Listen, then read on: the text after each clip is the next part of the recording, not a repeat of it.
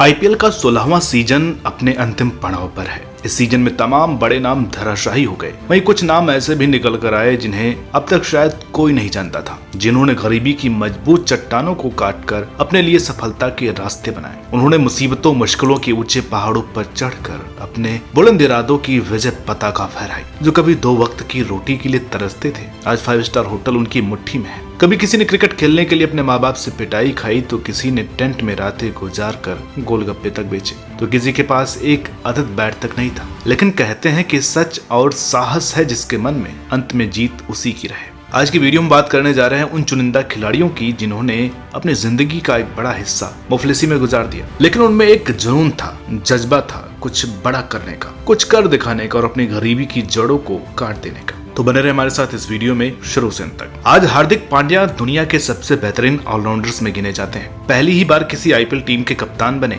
और पहली ही बार में आईपीएल ट्रॉफी उठाने वाले कप्तान बन गए। हालांकि अब उनकी लाइफस्टाइल बिल्कुल बदल चुकी है। वो बेहद महंगे गैजेट्स रखने के शौकीन है, लेकिन एक दौर वो भी था जब इनका परिवार बेहद तंग हाल जीवन जीने को मजबूर था। कभी उनका नाश्ता खाना सब कुछ मैगी ही हुआ करता था। हार्दिक का जन्म गुजरात के सूरत के छोटे से एक गाँव में बेहद साधारण से परिवार में हुआ। इनके पिता छोटा मोटा बिजनेस किया करते थे। इस बिजनेस के बलबूते परिवार की गुजर बसर ठीक ठाक चल रही थी, लेकिन तभी एक झोंका आया जिस परिवार का सुख चैन छीन ले गया। इनके पिताजी को बिजनेस में तगड़ा घाटा हुआ। परिवार दाने दाने का मोहताज हो गया। मजबूरन इन लोगों को सूरत से बड़ौदा आना पड़ा, जहाँ ये परिवार किराए के घर में रहने लगा। बचपन से हार्दिक का पढ़ाई से 36 का आंकड़ा रहा, लेकिन क्रिकेट में इनका मन खूब लगता था। 9वीं कक्षा में फेल भी हो गए, फिर उन्होंने पढ़ाई से हाथ जोड़ लिए। पिताजी जानते थे कि हार्दिक को क्रिकेट खेलना बहुत पसंद है। उन्होंने किरण मौर्य क्रिकेट एकेडमी में इनका दाखिला भी करवा दिया। यहाँ उन्होंने 3 सालों तक फ्री में क्रिकेट के गुर सीखे। लेकिन अभी हार्दिक के इम्तिहान की इंतहा बाकी थी। साल 2010 में उनके पिता को हार्ट अटैक आया। सेहत खराब हुई तो नौकरी भी छूट गई। घर की हालत और भी खराब हो गए। एक इंटरव्यू के दौरान हार्दिक के भाई कृणाल ने खुलासा किया था कि कुछ पैसे जुटाने के लिए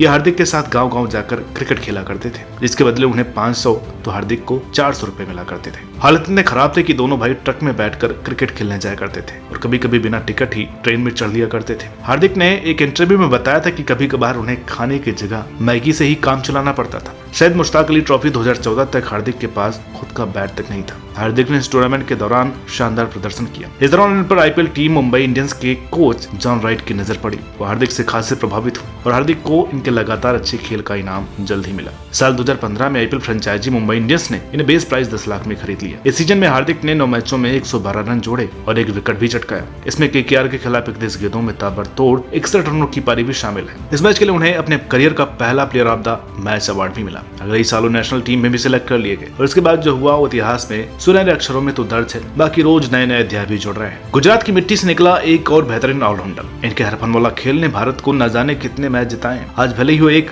आलिशान जिंदगी जी रहे हैं, लेकिन उनके दिन हमेशा से ऐसे नहीं थे। उन्होंने गरीबी को बेहद करीब से देखा, महसूस किया और जिया है। जडेजा के पिताजी आर्मी में नौकरी किया करते थे, लेकिन एक हादसे के दौरान उन्हें गंभीर चोटें आई, जिसके बाद वो एक प्राइवेट कंपनी में गार्ड की नौकरी करने लगे। जितनी आमदनी होती थी उससे परिवार का गुजर बसर बस चल ही रहा था। उनके पिताजी चाहते थे कि बेटा बड़ा होकर आर्मी ऑफिसर बने, लेकिन जडेजा को क्रिकेट खेलने से फुर्सत नहीं थी और उनकी माँ का भी यही सपना था कि वो एक बड़ा क्रिकेटर बने। उन्होंने क्रिकेट अकादमी ज्वाइन कर ली और क्रिकेट की बारीकियां सीखने लगे, लेकिन तभी नियति ने अपना कुरूप चेहरा उन्हें दिखाया। उनकी मां लता एक एक्सीडेंट में इस दुनिया से चल बसी। ये सदमा रविंद्र झेल नहीं सके। वो एकदम अलग थलग रहने लगे, यहाँ तक कि उन्होंने क्रिकेट खेलना भी छोड़ दिया। लेकिन ऐसे मुश्किल वक्त में इनकी बड़ी बहन नैना ने उन्हें संभाला और अपनी माँ का सपना पूरा करने के लिए उठ खड़े होने को कहा। वो परिवार को आर्थिक सहायता देने के लिए खुद नर्स की नौकरी करने लगी। उनकी माँ भी नर्स थी। जडेजा एक बार फिर उठ खड़े हुए, नए जोश और जुनून के साथ। उन्होंने मन में ठान लिया कि माँ का सपना पूरा करके ही दम लेना है। जल्दी उनका सिलेक्शन सौराष्ट्र की अंडर 14 टीम में हो गया, जहाँ अपनी परफॉर्मेंस से उन्होंने सबका दिल जीत लिया। अपने जबरदस्त खेल के दम पर उनका सिलेक्शन 2006 में अंडर 19 वर्ल्ड कप में हो गया। इस बड़े टूर्नामेंट्स में भी उन्होंने शानदार खेल दिखाया। साल 2008 में अंडर 19 वर्ल्ड कप के लिए उन्हें टीम का उप कप्तान बनाया गया। इस टूर्नामेंट में अपने ऑलराउंड खेल से उन्होंने अपनी अलग छाप छोड़ी। उन्हें 2008 के पहले सीजन में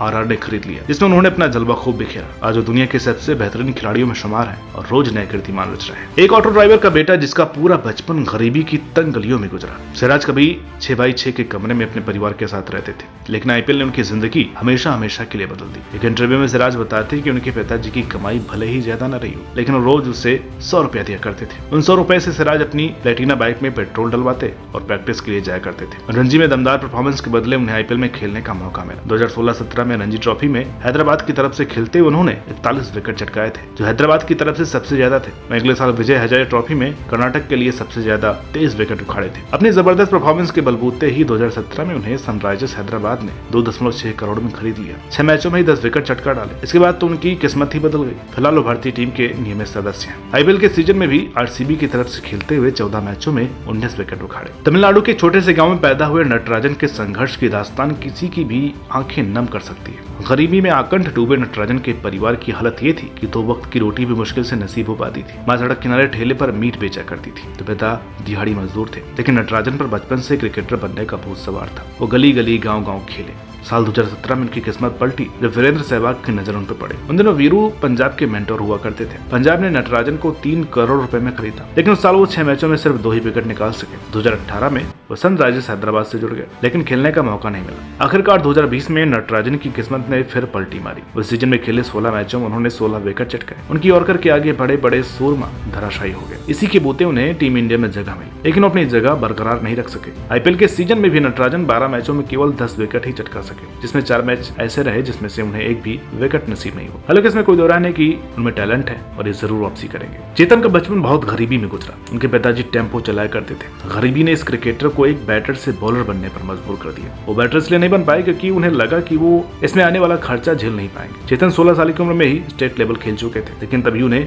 बीमारी ने घेर लिया, जिससे उभरने में उन्हें साल भर लग गया। घर के हालात बद से बदतर हो गए। मैच फीस भी मिलनी बंद हो गई। तब चेतन के मामा ने उन्हें 3 साल का वक्त दिया। बोले या तो इन 3 सालों में कुछ बन जाओ या फिर इसके बाद बिजनेस में हाथ बटाओ। बस चेतन पूरे जी जान से जुट गए और उनकी मेहनत रंग लाई जब 2021 में उन्हें राजस्थान रॉयल्स ने अपनी टीम के लिए खरीद लिया। अगले सीजन में उन्होंने 14 मैचों में 14 विकेट चटका दिए, लेकिन पिछले और सीजन में उन्हें खेलने के ज्यादा मौके नहीं मिल पाए। पहले सीजन में उन्होंने 14 मैचों में 14 विकेट चटका दिए। इसके बाद वो दिल्ली की टीम से जुड़े, लेकिन पिछले सीजन और इस सीजन उन्हें ज्यादा मौके नहीं मिल पाए हैं। इसमें कोई दो राय नहीं कि गरीबी की दलदल में फंसे इन खिलाड़ियों को आईपीएल ही बाहर निकाल करके लेकर आया है। अगर आईपीएल ना होता तो हीरे शायद आज भी स्टेट लेवल ही खेल रहे होते, क्योंकि टीम इंडिया तक जाने का रास्ता बेहद सकरा और मुश्किल है। तो आपको ये वीडियो कैसी लगी कमेंट करके जरूर बताइएगा। वीडियो अच्छी लगी हो तो प्लीज इसे लाइक करें, शेयर करें। चैनल पर नए हो तो प्लीज इसे सब्सक्राइब करना ना भूलें। मिलते हैं आपसे अगली वीडियो में एक और नई दिलचस्प कहानी के साथ। तब तक के लिए नमस्कार।